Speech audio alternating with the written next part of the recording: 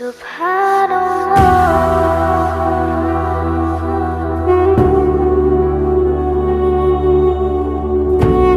الحمد للہ وکفی وسلام علی عبادہ الذین اصطفی اما بعد۔ محترم بزرگوں، عزیز دوستو، میری ماں اور بہنوں، آج کی مجلس میں انشاءاللہ اپنے بچوں کے نکاح کے سلسلے میں کہ جب وہ شادی کے قابل ہو جائے تو رشتے کے لیے معیار کیا ہونا چاہیے اور نکاح کتنا ضروری ہے۔ حضرت ابو ہریرہ رضی اللہ تعالی عنہ روایت فرماتے ہیں کہ رسول اللہ صلی اللہ علیہ وسلم نے ارشاد فرمایا کہ اگر تمہاری لڑکی کے بارے میں یا لڑکے کے بارے میں کوئی رشتہ ایسا مل جائے کہ جس کی دینداری اور اخلاق پر تم راضی اور مطمئن ہو تو بلا تردد اور بلا تاخیر اس سے اپنی اولاد کا نکاح کر دو۔ اگر تم نے ایسا نہیں کیا تو زمین کے اندر بڑا فتنہ اور بہت بڑا فساد برپا ہوگا۔ میرے عزیزو، یہ نبی کریم صلی اللہ علیہ وسلم کا ارشاد ہم نے سنا کہ ہمارا لڑکا ہو یا لڑکی، اگر ان کا رشتہ ہمارے پاس آ جائے اور اس کی دینداری اور اخلاق سے ہم مطمئن ہوں تو پھر ان کی شادی کر دینا چاہیے۔ رسول اللہ صلی اللہ علیہ وسلم نے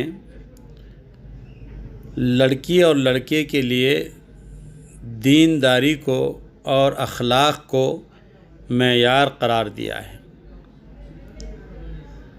اور پھر ہدایت بھی دی کہ اگر ایسا لڑکا یا لڑکی تمہیں مل جائے اور اس کی دینداری اور اخلاق سے تم مطمئن بھی ہو تو پھر فرمایا کہ بغیر کسی تردد کے ان دونوں کا نکاح کر دو۔ پھر فرمایا کہ اگر ایسا نہیں کیا گیا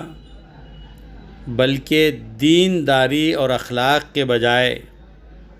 اس کے حسن و جمال کو اور مال و دولت کو دیکھا گیا،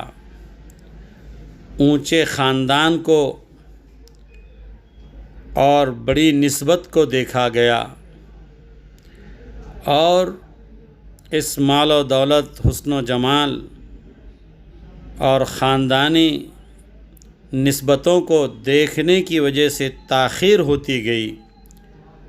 تو فرمایا کہ اس سے فتنہ پھیلے گا، فساد ہوگا، اور بن بیاہی لڑکے اور لڑکیاں اگر اسی حالت میں وقت گزارتی رہیں گی اور وہ اپنے گھر میں بیٹھی رہیں گی بغیر نکاح کے تو ایسا کرنا فتنوں کو دعوت دینا ہے۔ کیوں کہ زمانہ بہت بگڑ چکا ہے، اور یہ ارشاد گرامی نبی کریم صلی اللہ علیہ وسلم کا 1400 سال سے زیادہ عرصہ ہوا اس وقت آپ نے یہ ارشاد فرمایا تھا۔ تب کہ اس وقت برے حالات بھی ایسے نہیں تھے اور بگڑنے والے اسباب بھی ایسے نہیں تھے جو آج کے دور میں ہیں۔ آج انٹرنیٹ بالکل عام ہو چکا ہے، موبائل کا فتنہ ہر گھر بلکہ ہر ہاتھ میں پہنچ چکا ہے۔ موبائل 24 گھنٹے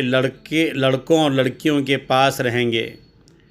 اور اس موبائل کے اندر کی جتنی بیہودگی کی چیزیں ہیں لڑکے اور لڑکیاں دیکھتی رہیں گی تو میرے عزیز دوستو، ایک تو ان کی نکاح کی عمر ہو گئی آپ نے ان کے نکاح میں اچھے رشتے ملنے کے باوجود نکاح نہیں کیا اور زمانہ اور حالات اتنا بگڑا ہوا ہے، ماحول اتنا بد سے بدتر ہو چکا ہے کہ امکانات اصلاح کے اور اخلاق کے بہت کم رہ گئے ہیں۔ تو ان حالات میں اگر ہم اپنے بچوں کا نکاح نہیں کریں گے اور پھر دوسری جانب بے راہ روی کے شکار تقریباً معاشرے میں سبھی ہوتے جا رہے ہیں۔ اخلاق، تعلیم اور تربیت جو اداروں میں ہونی چاہیے تھی وہ بالکل مفقود ہو چکی ہے۔ والدین کی نظر اور گرفت اپنی اولاد پر جو ہونی چاہیے تھی وہ بھی بالکل کمزور نظر آ رہی ہے، اور اگر کسی والدین کو ان کی اولاد کی بے راہ روی کی اور اخلاق سے گری ہوئی کوئی باتیں سامنے آتی ہیں، بتائی جائیں، تو والدین اسے ماننے کے لیے بالکل تیار نہیں ہیں۔ وہ اپنے لڑکوں کو نیک اور پارسا ہی سمجھتے ہیں۔ تو جب ان حالات میں ہماری بچیاں اور ہمارے بچے رہیں گے، ایک تو ان کی تعلیم اور تربیت صحیح نہیں، دوسرے ان کی نگرانی صحیح نہیں، تیسرے ان کی گھروں میں اور معاشرے میں کوئی تربیت کا کوئی ان کا نظام نہیں، خود مختاری اور آزادی بہت زیادہ ہے، اور بیجا اپنی اولاد پر اعتماد جتایا جائے تو پھر ہوگا یہ کہ ایسے بچے گناہ آلود زندگی گزارنے پر مجبور ہوں گے، اور جب ان کی حرکتیں ہمارے سامنے آئے گی اور جو چیزیں کھل کر ہمارے سامنے آئیں گی تو پھر ہوگا کیا؟ اس سے والدین، خاندان اور معاشرہ بدنام اور ذلیل ہوگا۔ پھر زنا کی کثرت ہوگی اور گناہ عام ہو جائیں گے، اور بہتر سے بہتر تر کے رشتے کے عرصے دراز کے انتظار کے بعد مالدار اور خاندانی لڑکا یا لڑکی مل بھی گئے، لیکن اگر ان میں دینداری نہ ہو، ان میں اخلاق نہ ہو، ان کے کردار صحیح نہ ہو، تو مال اور خاندان کے غرور اور تکبر کی وجہ سے ازدواجی زندگی میں ان کی ہم آہنگی